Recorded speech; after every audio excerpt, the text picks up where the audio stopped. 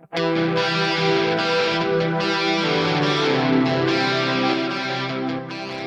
back to the Fourth Way podcast. Today we are continuing our series on means and ends. Before we get into this episode, I want to recap since the last episode was a bit heavy. For something to have purpose, there must be three components present: a goal, an object, and a purposer. An object infused by a purposer with purpose becomes an instrument to be wielded towards some end or goal. We discussed why materialism can't provide purpose for humans due to mechanistic determinism and the laws of physics, and the absence of a soul, which can purpose the body towards some goal.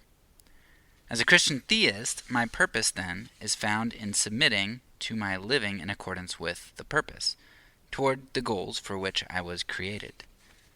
Living in love, community, compassion, and all that good stuff is finding my purpose, so to speak.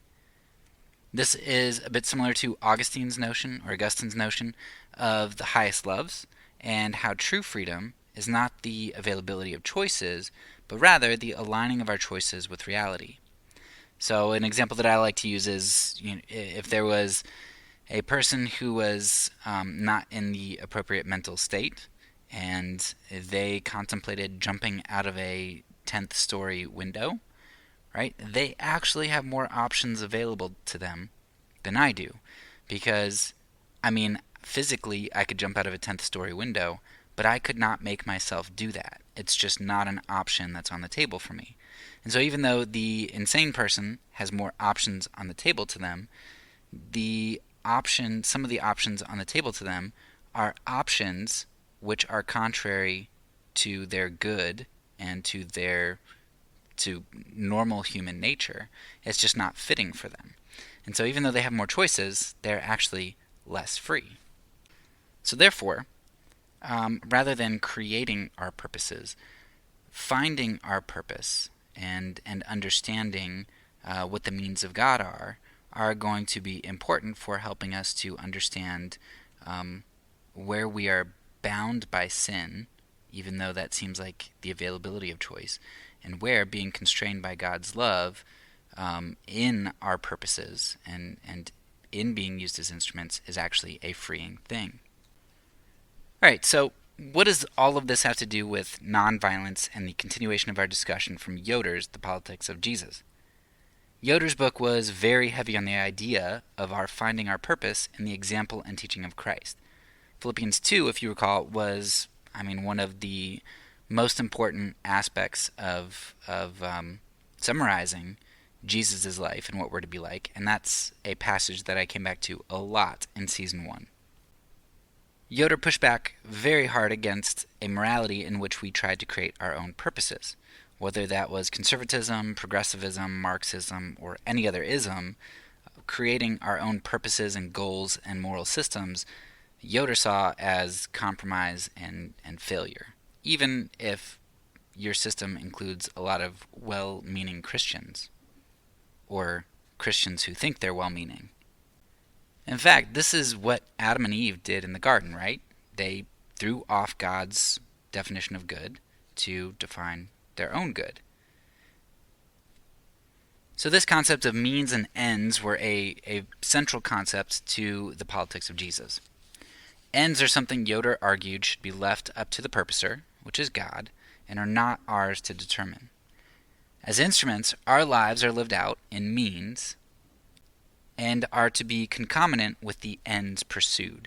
I'm going to use that word a lot because I feel like it fits well. So concomitant just means that the means and the ends go together. They're fitting for each other. It logically follows one another. So we are God's instruments, which were created to accomplish His ends, and our lives are the means whereby those ends are brought about, and those ends are going to be of the same nature as the means employed.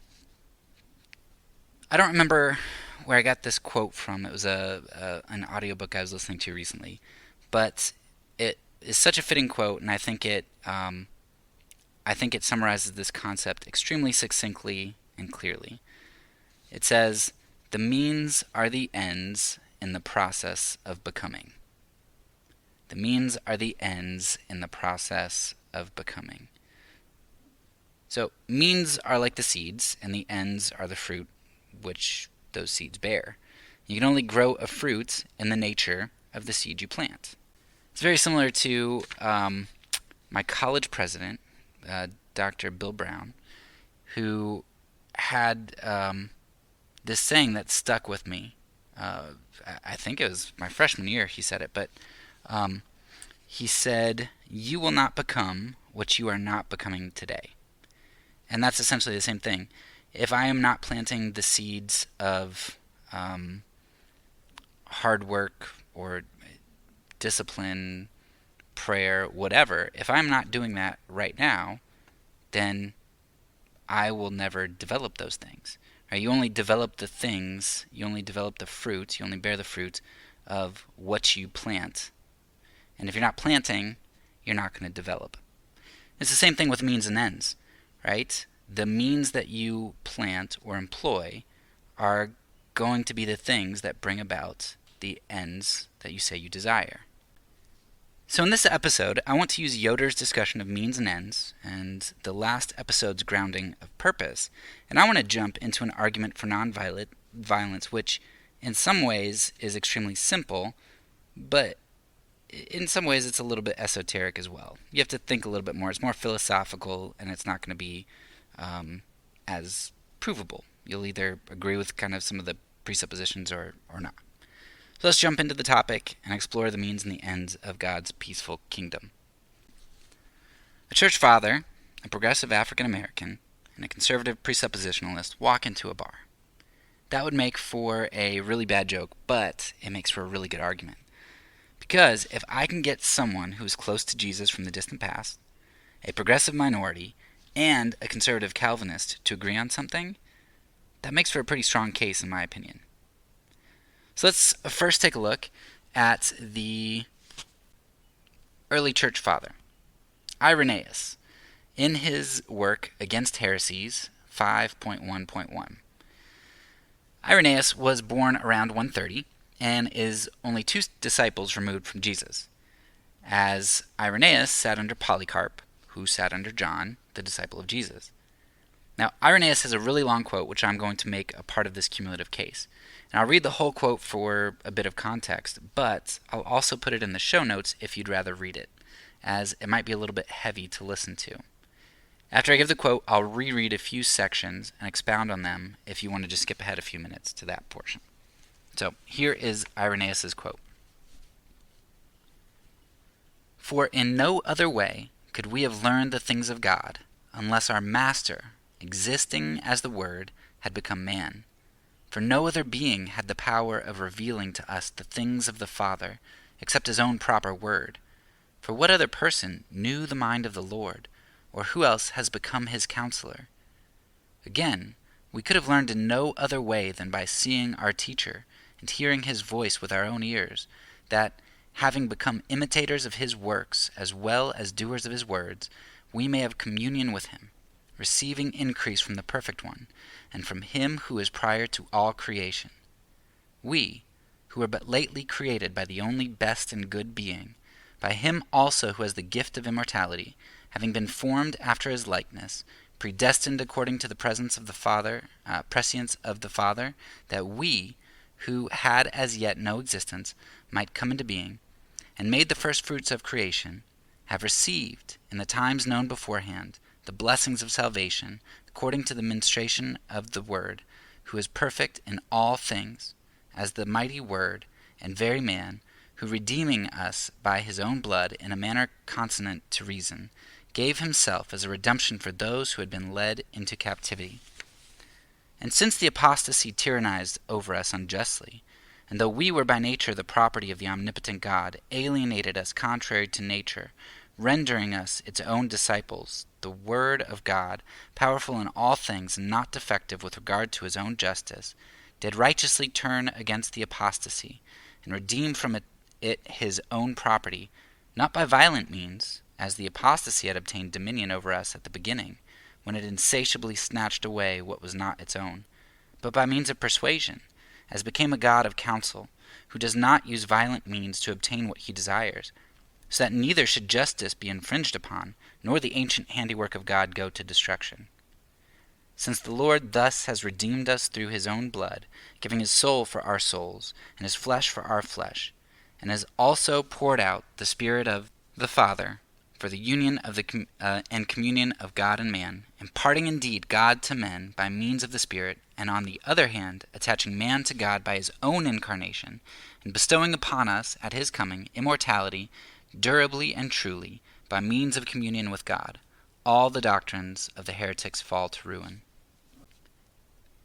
Alright, let's take a look at that first important snippet again. This short section, I'll read it again. God did righteously turn against that apostasy and redeem from it his own property, not by violent means, as the apostasy had obtained dominion over us at the beginning, when it insatiably snatched away what was not its own, but by means of persuasion, as became a God of counsel, who does not use violent means to obtain what he desires. So Irenaeus here identifies that the means of God used in redemption are different than the means whereby the apostasy, as he calls it, snatched us away from God. The apostasy used violence, whereas God does not. God used persuasion, and he does not use violent means to obtain what he desires. So Irenaeus seems to recognize that the ends are concomitant with the means. The second portion I want to identify is as follows. Irenaeus says, "Since the Lord thus has redeemed us through his own blood, giving his soul for our souls, his flesh for our flesh, and has also poured out the Spirit of the Father for the union and the communion of God and man, imparting indeed God to men by means of the Spirit, and on the other hand, attaching man to God by his own incarnation, and bestowing upon us at his coming immortality, durably and truly, by means of communion with God, all the doctrine of the heretics fall to ruin." So here Irenaeus identifies the means more explicitly.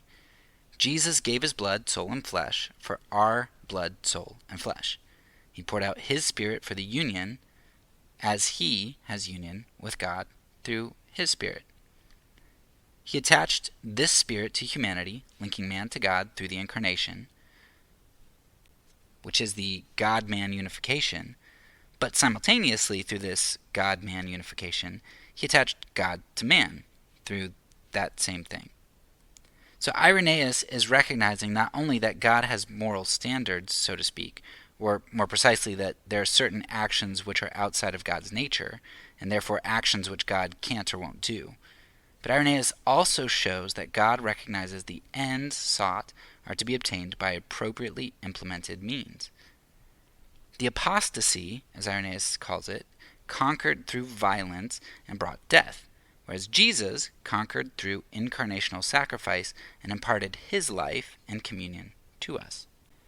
So here's a good alternative summary of this from an article called God and Nonviolence, Creedal Theology and Christian Ethics. Quote, "Now insofar as Father, Son, and Spirit work all things equally and harmoniously, we can say that the Father and the Spirit jointly consent in the Son's kenosis. Why then did the Son, in common consent with the Father and the Spirit, deny voluntarily to himself the sovereign prerogative of vengeance, and so reject violence in his earthly career? Here's one answer from the early church. God chose not to use violence through the incarnation, not because God had no prerogative or capacity for violence, but because violence would not have been fitting for God's purpose of salvation through the incarnation. God saves by persuasion, not force. And why are persuasive means more fitting than violent means for God's economy? Because violence would have been contrary to God's purpose to redeem humanity and restore creation in accord with God's own wisdom and justice. Violence would destroy the order of creation God intends to restore and would only add to the injustice of the dominion of sin over creation. So God in his wisdom rejects violence as the means of salvation. In this way, the entire divine economy of salvation history is designed by God in order to gradually persuade humanity to the true way of God." End quote. Alright, so that was Irenaeus, our early church father. Let's move on to Martin Luther King Jr., and today is a special day for Martin Luther King from celebrating him. So I thought that this would be a good episode to make sure it landed on MLK Day. So Martin Luther King Jr., the black progressive. Here is a quote from him. "Returning hate for hate multiplies hate, adding deeper darkness to a night already devoid of stars. Darkness cannot drive out darkness, only light can do that. Hate cannot drive out hate, only love can do that. Hate multiplies hate, violence multiplies violence, and toughness multiplies toughness in a descending spiral of destruction. So when Jesus says, 'Love your enemies,' he is setting forth a profound and ultimately inescapable admonition. Have we not come to such an impasse in the modern world that we must love our enemies or else? The chain reaction of evil, hate begetting hate, wars producing wars, must be broken, or we shall be plunged into the dark abyss of annihilation." King's quote is much shorter, but he recognizes the same thing that Irenaeus recognized, at least in part. King realizes that hatred and violence directed towards hatred and violence don't ultimately work. Sure, you can win battles and defeat enemies with violence and establish your ways when you gain power, but that doesn't abolish hate. In fact, it entrenches it. So, as I've mentioned several times throughout this show, one of the best movies that I think you can watch to see this is called The Kingdom, where you just see this cyclical nature of violence. So you should go check that out before you go any further. But anyway, you can ask any country who becomes occupied and secured by an invasion force if their hate waxed or waned after their defeat or after their family and friends were obliterated. Defeat by death and destruction don't tend to bring about true reconciliation and peace because they're of the same substance as the violence, oppression, and injustice which has a foothold. Because of this understanding of means and ends, King was also able to identify his enemies as being of a different substance than the evil which inhabited them. King frequently told his followers not to hate internally, as that nullified any outward action of nonviolence. He also had compassion for his enemies when he recognized that it was the evil they were fighting and not the human. Here's another wonderful quote from King on this. "We must not seek to defeat or humiliate the enemy, but to win his friendship and understanding. At times we are able to humiliate our worst enemy. Inevitably, his weak moments come, and when we are able to thrust in his side the spear of defeat. But this we must not do. Every word and deed must contribute to an understanding with the enemy and release those vast reservoirs of goodwill that have been blocked by impenetrable walls of hate." End quote.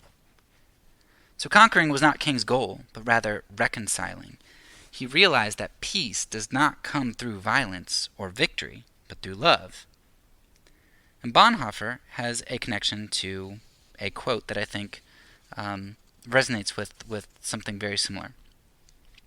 Bonhoeffer, this isn't a direct quote from Bonhoeffer, but actually from one of the documents from a draft that Bonhoeffer helped to create, at least this version of the draft, from the Bethel Confession. And I got this from the book Bonhoeffer the Assassin. Here is the piece from the Bethel Confession.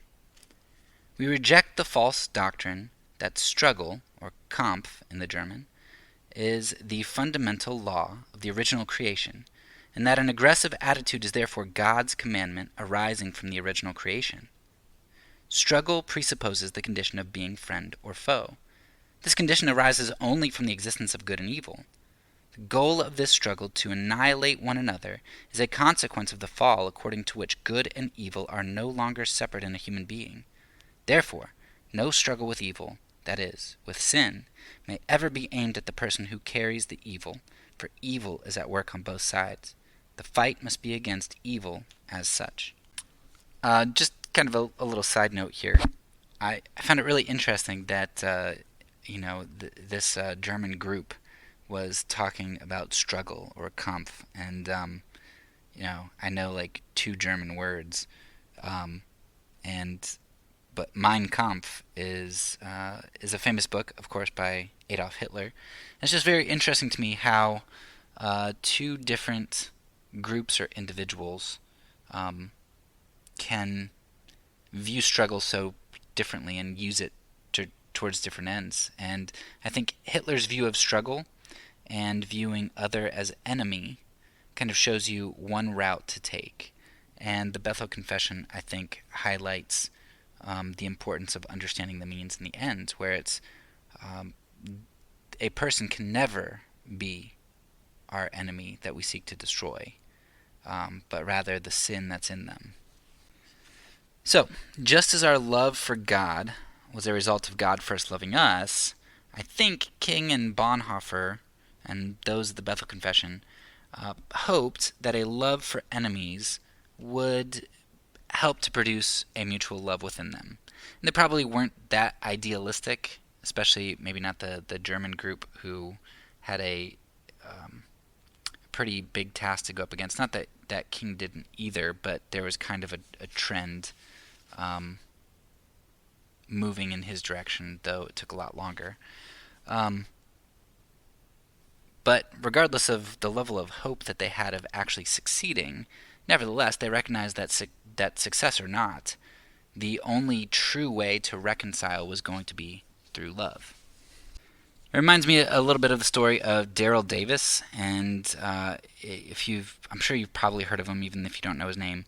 But he's the black man who converted over 200 KKK members out of the Klan by dialogue, by talking with them and getting to know them and loving them.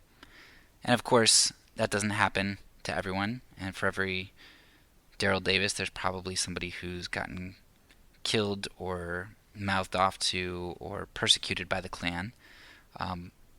So it's not to say, hey, look at Daryl Davis's success. See, if you love, you'll be successful too. No, if you love, you'll probably bear cross. Davis is probably an exception. But that is the only true way to reconcile. All right, let's move on to our third person. This is an author, K. Scott Oliphant, and he wrote a book called Covenantal Apologetics, which probably absolutely nobody in listening to this has read. Nobody of the Anabaptist persuasion has ever read, and most people in my own persuasion, the Reformed circles, have likely never read it either. But I read it, so and I found a gem in it that we can discuss. So Oliphant would probably despise me using this quote to make the case that I'm making, because I can't imagine that he's a pacifist. I think that's highly unlikely. However, I think there's a portion of his book in Covenantal Apologetics which shows him making the argument that I'm trying to make here in this episode, which is that means and ends must be concomitant. Now, Oliphant doesn't directly argue about violence, but he uses the same principle of means and ends. So a little bit of background. A lot of the book is set up in dialogue format, where the author portrays what a mock conversation might look like between a presuppositional apologist, Christian apologist, and an unbeliever, whether that's an atheist or Muslim or whatever.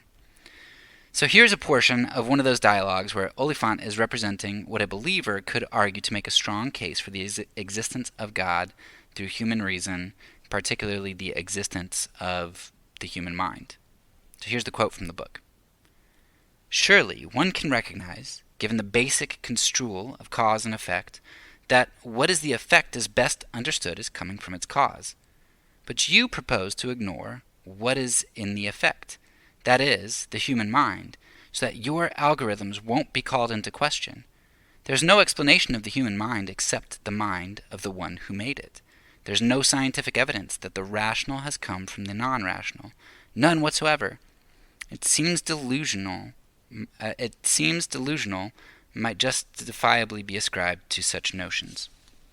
So Oliphant is arguing that the human mind, reason, sentience, self-reflection, all of those things, but primarily he argues rationality, can only be explained by a rational being, which Oliphant would say is the God of Christianity. Why is that? Well, because mere matter cannot create minds. The irrational cannot create the rational. Only another mind can do that. Only the rational can do that. Like begets like, so to speak. Now, Oliphant is saying that what one finds in the effect, in this case the human mind, must also be present in the cause, in this case another mind, or the mind of God. So once again, we get back to this idea that means are the ends in the process of becoming. Or we could turn that around and say that the ends are the means come to fruition. Now, if Oliphant wants to apply that to something like the mind, the rational can only come from the rational. I would want to ask how can peace come from violence? They seem to be of two different substances. Irenaeus seemed to say something of the same extent, and Martin Luther King Jr. And now, according to Oliphant's logic, it seems like he would be backed into a corner to either agree with Irenaeus and King, or give up the argument that he's using against the atheist here. So where does that lead us now? In terms of nonviolence, I think the following quote by Adolfo Perez Escoval sets us up on a good trajectory. And here's his quote. Nonviolent action implants, by anticipation within the very process of change itself, the values to which it will ultimately lead. It does not sow peace by means of war. End quote. So that's Escoval's basically just saying, hey, look, nonviolence expects the ends of peace, and in its expectation of the ends of peace, it works by means of peace, planting peace. Or a longer quote from Bonhoeffer in the book Bonhoeffer the Assassin. Quote, war in its present day form lays waste to God's creation and obscures the view of revelation. As little as one can justly torture as a means of justice out of the necessity of justice, one can just as little justify war as a means of strife out of the necessity of strife. The Church forsakes obedience whenever it sanctions war. The Church of Christ stands against war in favor of peace among the peoples, between nations, classes, and races. However, the Church also knows that there is no peace unless justice and truth are preserved. A peace that violates justice and truth is no peace, and the Church of Christ must protest against such peace. There can be a peace that is worse than struggle, yet it must be struggle out of love for another, a battle that comes from the Spirit, not from the flesh. End quote. In essence, if the value sought is peace, reconciliation, or any other thing whose substance is light, then the means whereby the light can be obtained is only through using means of light. Let's start connecting some of the dots now from our previous episodes this season. Think back to our example of the rock in the desert from the last episode, who needed some entity outside of itself to purpose it. A rock just sitting in the desert has absolutely no purpose, but a rock purposed by another becomes a purposed instrument unto some goal. So if you want rest, to rest your body or legs from traveling, it means you sit on the rock and you take your body out of the process of moving. But if you want to rest your mind or your thoughts, it means that to take your mind out of the equation, you're gonna have to sleep. So you might try to use the rock as a pillow, which won't go too well. If you want physical safety, you might be able to use the rock to hide under it from enemies. But if you want social safety, like from mean people on Facebook or whatever, then physically hiding under the rock, you can do that. You can try to purpose the rock for that, but it's not really going to help you to hide from what goes on the internet.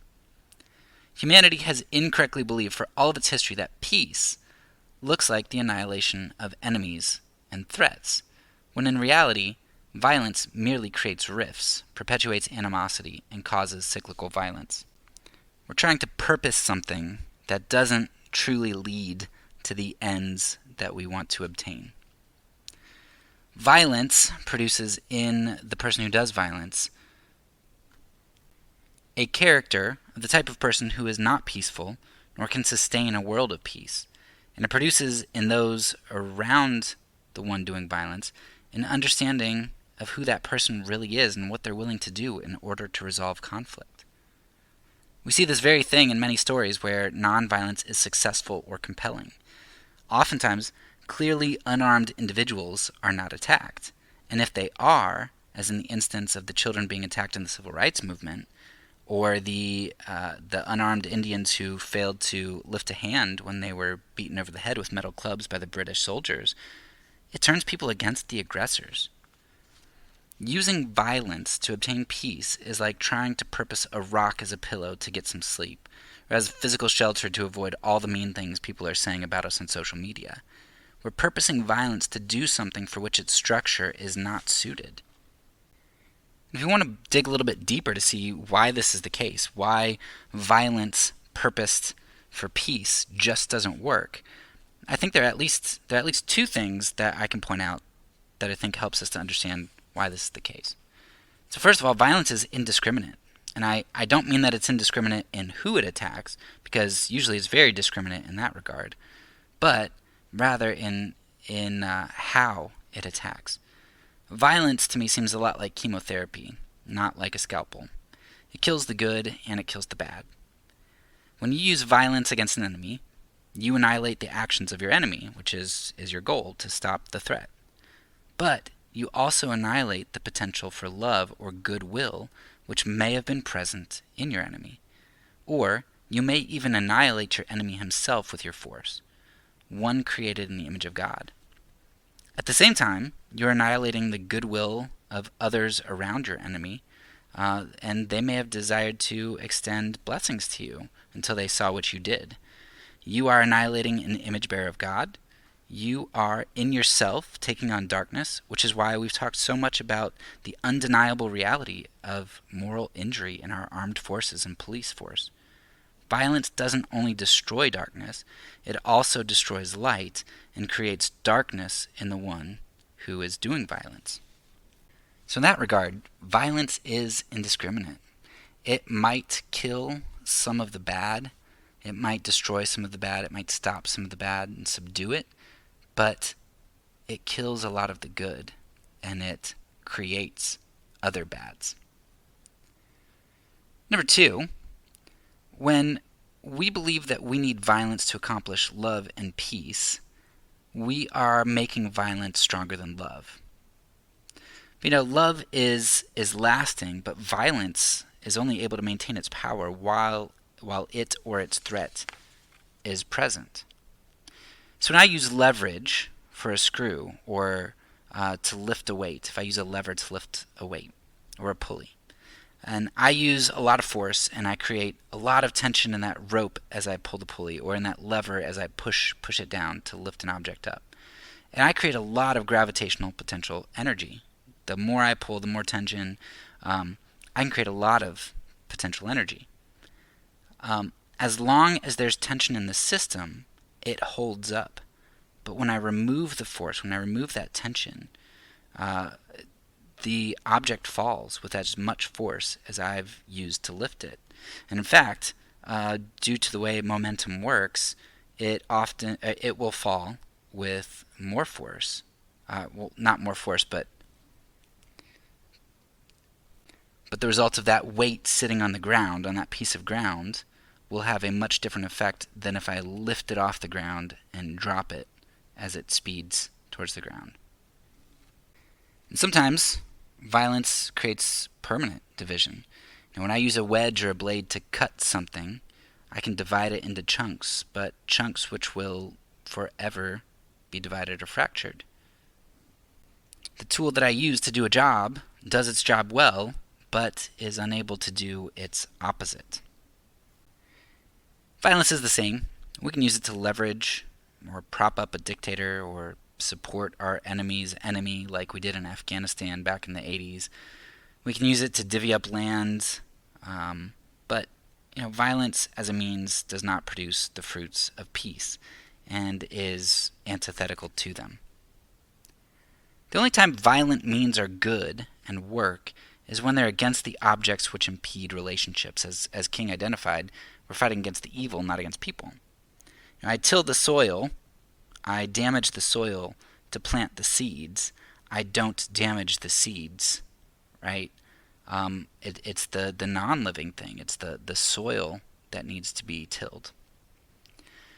So we can root up hatred and bitterness in our lives. We can burn our pornography, which I guess nobody would do that anymore because that would mean burning your phones and laptops. We can tear down Civil War monuments, which represent oppression to minority groups. All that stuff. Do violence to objects of evil or objects representing evil, but not to people. Because violence works through destruction, violence can facilitate peace and reconciliation when it is directed at the true object which hinders peace, which, as King and Bonhoeffer recognized, is evil and not other. Ultimately, we need to understand that imposing darkness on light doesn't give off light. It only makes the need for light more apparent. If the goal is peace, then violence is an antithetical means to grow peace. The presence of violence might help us to see the need for peace, but it doesn't facilitate and grow it, as does forgiveness, reconciliation, respect, self-sacrifice, etc.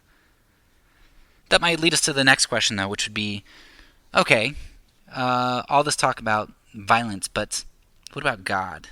Doesn't God use violence?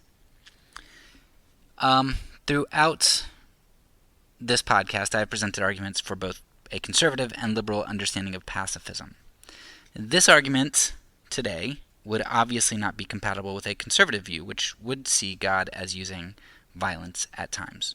Or I suppose you might be able to maintain a conservative view and hold to this argument if you thought that God was able to use violence, just like Irenaeus said, not as a part of the redemption process. Because I think Irenaeus is a bit specific there, like that one summary of him said. But in general, this means and ends argument is going to work better with, or easier without caveats, with a more liberal view. So as the liberal view would argue, God does not and cannot use violence. Or the conservative would argue, God cannot or does not use violence in redemption. God might allow violence apart from his intervention in order that the need for peace be felt more clearly, or that the means of violence be exposed as futile. So he might allow it. But as a means which is antithetical to peace, love, reconciliation, etc., as Irenaeus said, God cannot and will not. So that being said, God does not take part in darkness, that the need for light be made known, though he may choose to shine his light in the darkest places and at the darkest times. For God to impose the darkness of violence on others would not only be antithetical to who God is, it would also not be concomitant with the ends, since the God who wants reconciliation would be the source of imposed darkness. God does not take on darkness, but rather always shines light, and that light shines most brightly in the darkest places. You see this concept quite frequently in nonviolence. One of the principles to nonviolence is that it is often this chiaroscuro of good versus evil which wakes people up to injustice. With Gandhi, it was when the Indians walked head-on into the British troops and took blows to their heads without lifting a finger to defend themselves. With the Civil Rights Movement, a big break came when the nation saw that the violence that the police were willing to do to children, young children, with fire hoses and dogs. And while the cross of Jesus is multifaceted, one aspect of the cross was definitely a creating of this chiaroscuro. Right? It exposed the powers. Jesus, in his absolute servanthood, submission, and self-imposed weakness, bore the cross. He uncovered the true nature of the powers that be, while also uncovering how we can live that same kingdom life now. Jesus' pointless life, where he refused to take the reins of government, religion, the masses, or anything that produced any effectiveness at all, has ended up being the most influential life on peace in human history.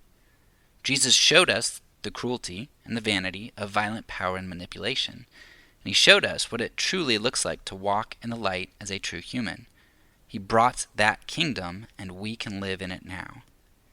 It is only insomuch as we represent this light of the world by shining our light, not our darkness, that others will be able to glimpse the kingdom and follow Jesus.